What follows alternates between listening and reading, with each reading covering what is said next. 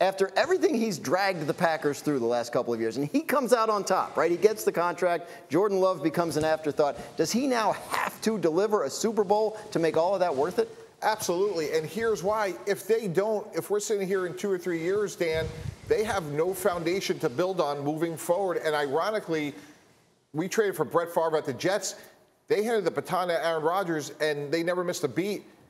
That's not going to happen this time. Jordan Love is a massive question mark. So this is all in on Aaron Rodgers. His contract was structured that way. This is the ultimate winner-go-home scenario. Yeah, Ninko, what do you think about the pressure on Aaron Rodgers in light of everything that's happened there?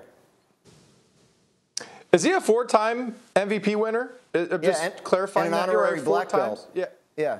I've heard him say that a few times. So, I mean, I think he's hanging his hat. He's definitely hanging his hat on that one. But it's a new year for him. He's got a tattoo, first tattoo ever on his forearm. So maybe that'll, give him a little edge here this year. But I think that the Green Bay Packers and the fan base would very much appreciate a Super Bowl with how much they've invested in Aaron Rodgers.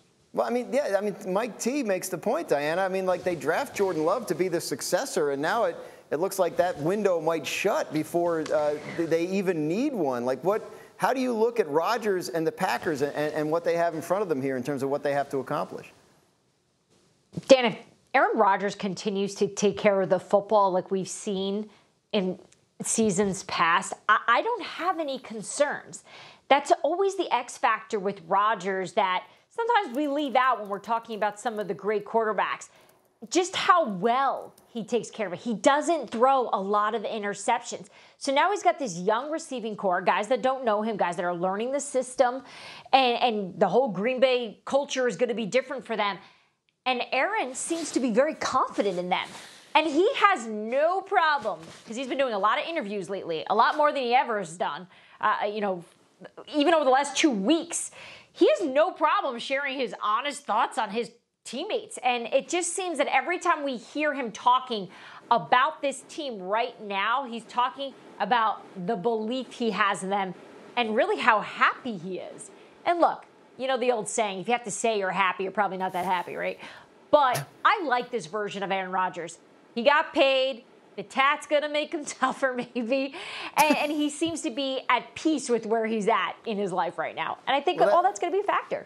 That's interesting, Rob. We talk about the receiving core, but if Rodgers is in a good frame of mind, the running backs are good, the defense looks good, they bring in a new special teams coach to fix that. I mean, is this Rodgers' sort of last best chance here, Ninko, to win a Super Bowl before he retires? A second one, excuse me. Well, I think there's a question mark on the young receivers. We know that they're going to have to play really well this year. I think the pass rush is another question mark. Last year they lacked pass rush. Yes, they have a good defense, but you have to be able to get after the quarterback. The best teams get after the quarterback. I mean, look at the Rams. They got a good pass rush. They can get after the quarterback. So, again, he seems happier. Maybe it was the tea. He's been sipping on some tea lately. So maybe, he's just in a different mindset. And this year, they have a great opportunity because we know the NFC is weak. It's a weaker division as far as the division they're in. They're going to win the division. They're going to have a chance in the playoffs. So if everything comes together, they have a chance.